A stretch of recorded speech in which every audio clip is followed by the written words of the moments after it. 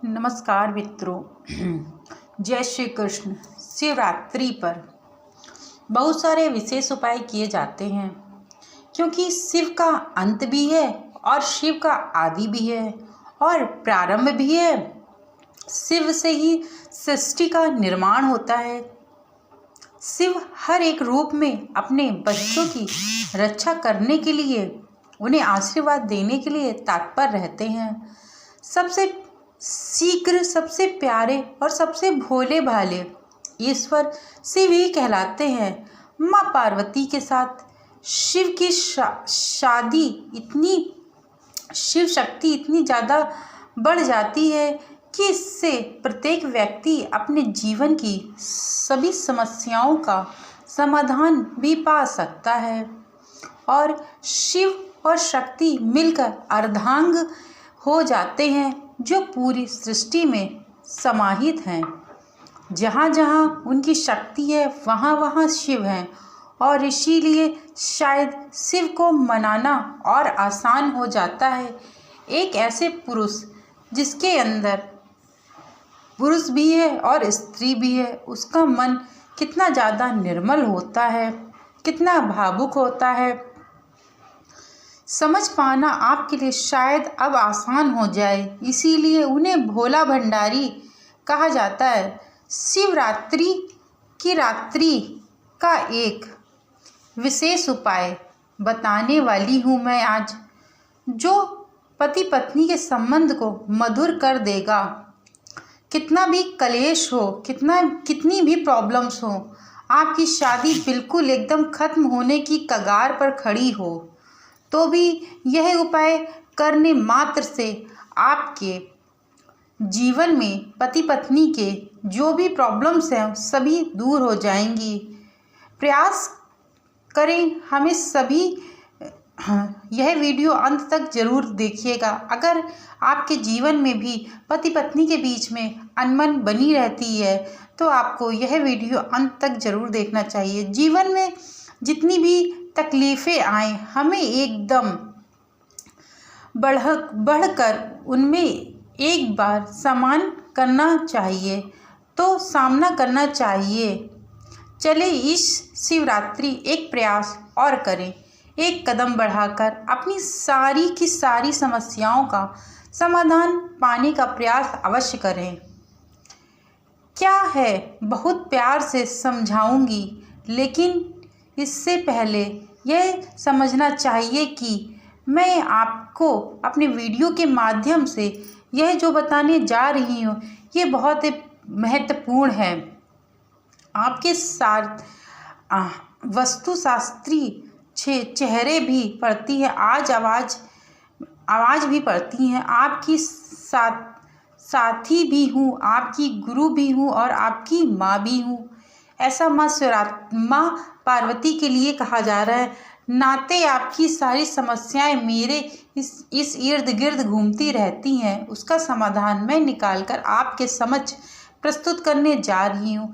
शिवरात्रि को सुबह के समय आप 8 उठ जाइए, आराम से नहा धो लीजिए, बिल्कुल स्वच्छ मन से, स्वच्छ तन से और स्वच्छ भाव से इस क्रिया को आपको कर लेना है। आपके 7 तरह का अनाज लेना है, आपको 7 तरह का अनाज लेना है, जिसे हम सप्त धन या सत्य नाज कहते हैं। 7 तरह का अनाज लेकर आपको एक सफ़ेद रंग के कपड़े में बांध लेना है।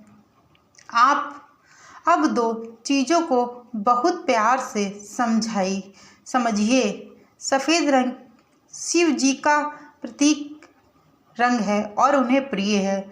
शिव जी की पूजा में सफ़ेद का ही प्रयोग किया जाता है, क्योंकि भोले भंडारी को सफ़ेद रंग बहुत ज़्यादा प्रिय होता है। भोलेनाथ का श्रृंगार भी सफ़ेद रंग के कपड़े से ही करना चाहिए। भोलेनाथ की पूजा अगर हम सफ़ेद रंग के कपड़े पहनकर करते हैं तो इससे हमें बहुत ज़्यादा लाभ मिलता है और फल की शीघ्र से शीघ्र प्राप्ति होती है। इसका एक रीज़न और भी है जो मैं बताऊंगी। शिव हमेशा चंद्रमा को अपने सिर पर धारण करके रखते हैं। और चंद्रमा कैसा है? चंचल।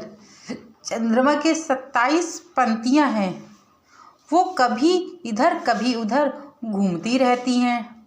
इसीलिए चंद्रमा को वह अपने सिर पर बिठाए हैं। इंसान हमेशा भागता रहता है, उसका कभी भी जीवन के अंदर कहीं पर भी टिकाव नहीं होता है।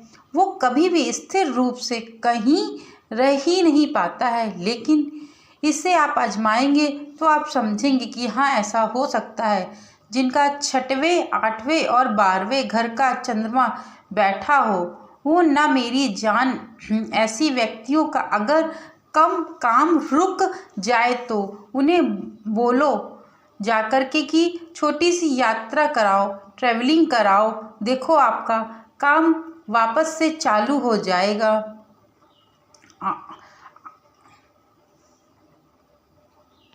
सफ़ेद रंग का संबंध चंद्रमा से होता है और चंद्रमा जो है वो भगवान शिव के सिर पर विराजमान रहता है। आपको उन्हीं चंद्रमा को प्रसन्न करना है और वो प्रसन्न हो जाएंगे तो भोलेनाथ भी अवश्य प्रसन्न हो जाएंगे। अंदर आपकी चीज़ें तुरंत से तुरंत चलना प्रारंभ हो जाएंगी, आपको उनका आशीर्वाद प्राप्त हो जाएगा।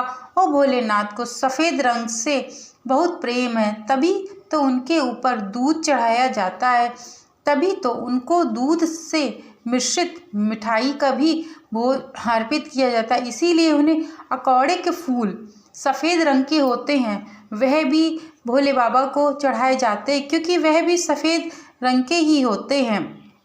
इसीलिए जब उन्हें सफ़ेद रंग का इतना प्रिय है तो क्यों ना हमें सफ़ेद रंग का ही प्रयोग करना चाहिए। आज हम इसी सफ़ेद रंग को, यानी कि आपके चंद्रमा को बलि करने के लिए, चंद्रमा जब कमज़ोर होता है तो क्या होता है, रिश्तों में खटास आने लगती है, रिश्तों में एक छोटी छोटी बातों की लड़ाई होने लगती है, रिश्तों में इमोशनल जैसी कोई चीज़ रह ही नहीं जाती है। उसका संबंध इससे दिल से माना जाता है और इन सब चीज़ों का संबंध चंद्रमा से है।